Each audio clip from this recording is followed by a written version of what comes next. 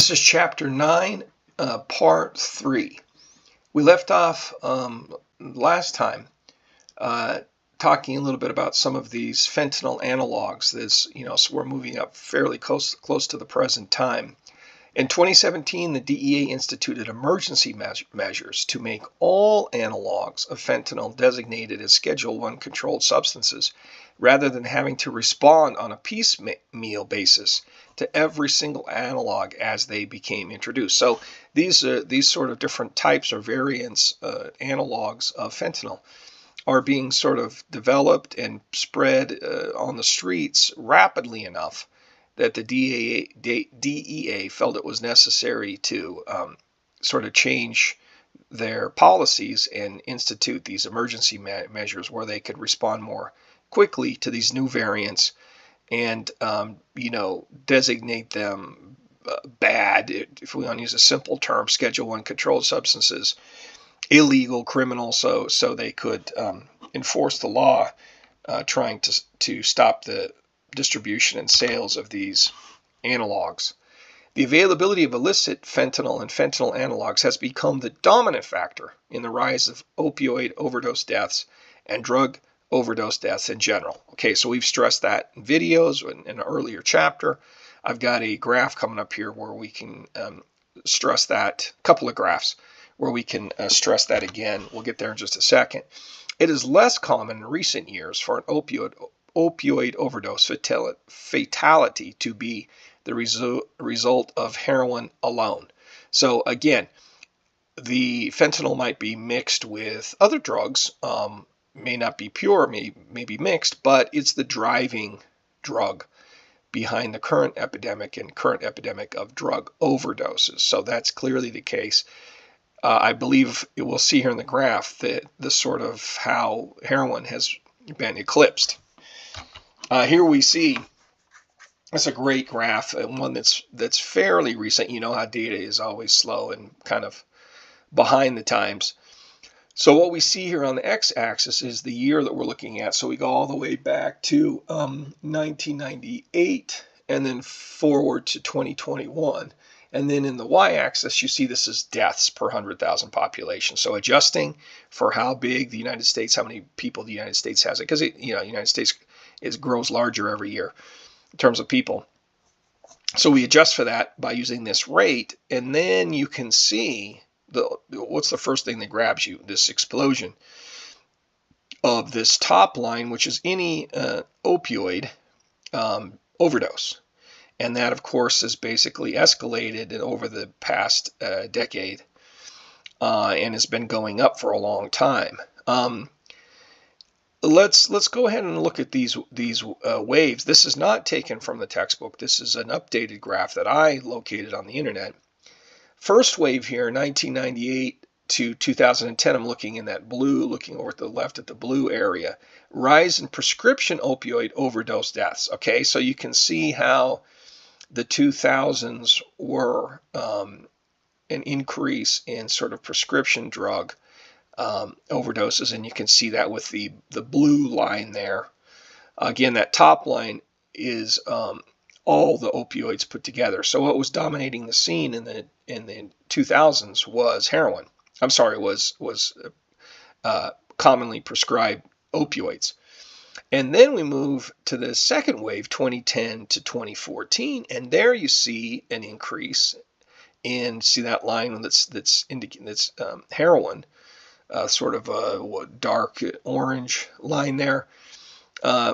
That's a rise in heroin overdose. So again, the story is clear in the graph here. For the first decade or so, people are abusing prescribed opioids, and if they're overdosing, it's because of those opioids.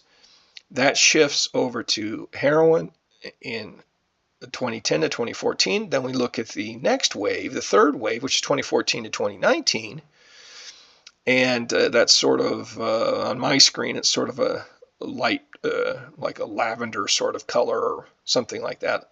You can see down below is that kind of a purplish color.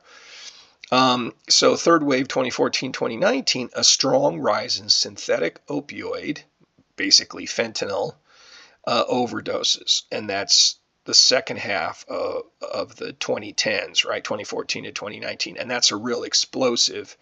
If you look at that purple line, other synthetic opioids, fentanyl, tramadol, explosion, and just absolutely through the roof, right? And that's continued to the present day. That final fourth wave, 2019 to the present, has been a rise in the combination of psychostimulant drugs and strong synthetic opioids. So you're getting these mixtures, you're getting combinations, but still the driving force behind all these deaths, it really is fentanyl and fentanyl analogs, right? So that's the story. This is a great graph to kind of, it takes us up close to the present day. The things haven't changed too much in recent years. Okay, now this graph here shows the total overdoses of all types, right? Not just fentanyl, but fentanyl's driving it. It's the main one. And it takes us back to from 2015 on the left-hand side to the right-hand side, which is very recent. I was able to secure recent data, a little bit unusual, that goes all the way to the end of 2023. And this is, you can see in the y-axis here, this is the number of overdose deaths total in the United States. And you can see that back in 2015, we're talking fewer than 50,000 deaths, steadily rising, a little bit of a flattening there in 2018-19. Get to 2020, there we're talking COVID, and you get this big increase, and then a little bit of a flattening last couple of, or more recently, I should say. But it's still going up, but it's kind of flattened. And so, so this is just to give us an impact of the total, the increases in the total numbers. Because if you're talking up to the newest data we have, we're well over 100,000 deaths, drug overdose deaths per year in the United States, which is just a horrible number, absolutely tragic number, well over 100,000 of all different drug overdose types, but again, driven by fentanyl. So it's a similar story, but there we put that total number on it, which is just astronomical number, well over 100,000. Now, I also was able to find, kind of neat to bring it home a little bit. Usually it's not so easy to find good local data, but here we have this kind of the same sort of data, but for Idaho, as opposed to the whole United States, and you see a similar trend, that it goes up slowly, bounces around some, but then in 2020 you hit the COVID. In the past a couple of years after COVID hits, you see this pretty big increase, and then kind of a flattening more recently. And if we look at the y-axis, we're talking about the number of deaths, which is substantial for a small population state like Idaho. You see 200 on the left-hand side, and by the time you get over to the right-hand side, you're getting up, nearly 400 overdose deaths. And so that's very substantial for a small state like Idaho, where sometimes we think that that we don't have the same level of drug problems as other places have. But if you're talking about overdose deaths, 200, 300, 400, that's trust me, that's an awful lot. Let's see. So let's go to, all right, let's continue on. The effects of opioids, such as heroin, include euphoria, analgesia, gastrointestinal slowing, and respiratory depression. We're now getting into sort of the effects, what this drug does to the body. Respiratory depression is the major risk factor associated with heroin intake. So when we're talking about respiratory depression, we're talking about your breathing, your lungs working slows down and it could shut down. And if your breathing shuts down, you're going to end up dead, right? And so the effect of these opioids is to slow down your system, to slow it down. And if it slows it down enough, it just shuts it off and then you die. So keep in mind that these sorts of drugs, what they do to the system overall is slow it down. Remember the two major ways that drugs work on people, and it's more, I'm oversimplifying, but drugs can either kind of jack you up or wind you down, slow down your system, and these opioids slow down your system. The effects of morphine and related opioid drugs are the result of the activation of opioid-sensitive receptors in the brain. So we've already touched on that. There's specific receptors on the nerve cells in your brain that will accept opioid-shaped structures that activate those receptors, and then you get a signal that gets carried along the nerve cell. And they have to be a specific shape and structure, opioid type thing to fit, like lock and key in that receptor to activate the nerve cell. So there's specific receptors in the brain. 3 families of chemical substances produced by the brain bind to these receptors.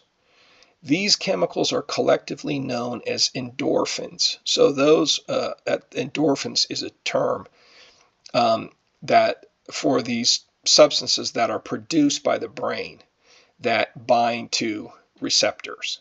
Okay, so we have not only the drug substances, but these endorphins that are binding to receptors. Chronic heroin abuse is subject to tolerance effects over time. Withdrawal effects include intense craving for heroin and physical symptoms such as diarrhea and dehydration.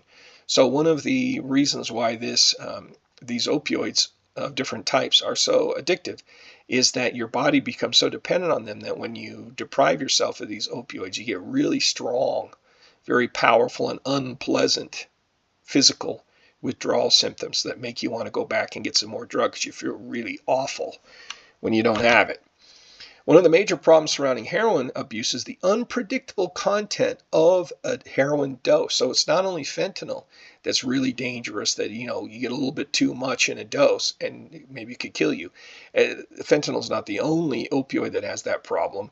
It's a common problem. It's a problem with heroin here that you can get, when you've got these sort of criminals who are producing this drug and selling it on the street.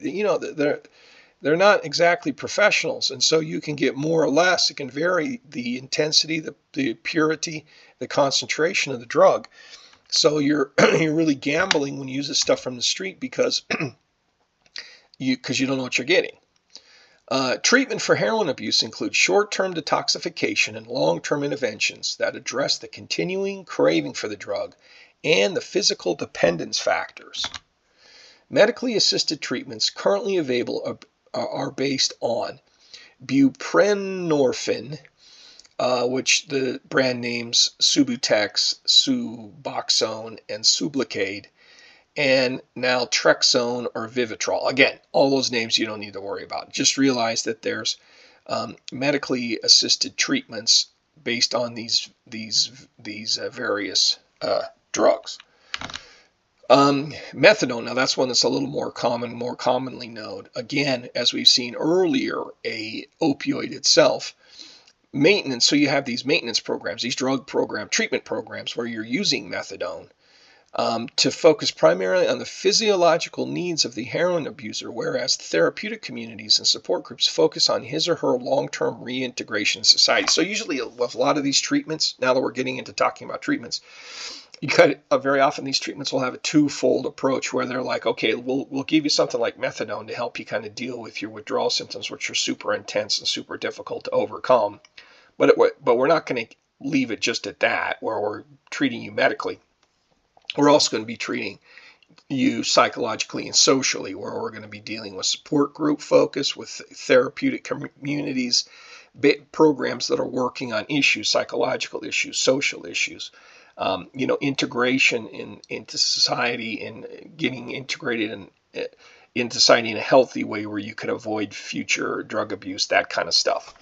So there's the two-prong approach that's very typical. A medical prong part of it, and also the therapeutic part of it as well. Okay, now let's see. I think we're going to get into sort of like the effectiveness and how well these work, but I think it's probably good to take a break here and then continue that on the other side.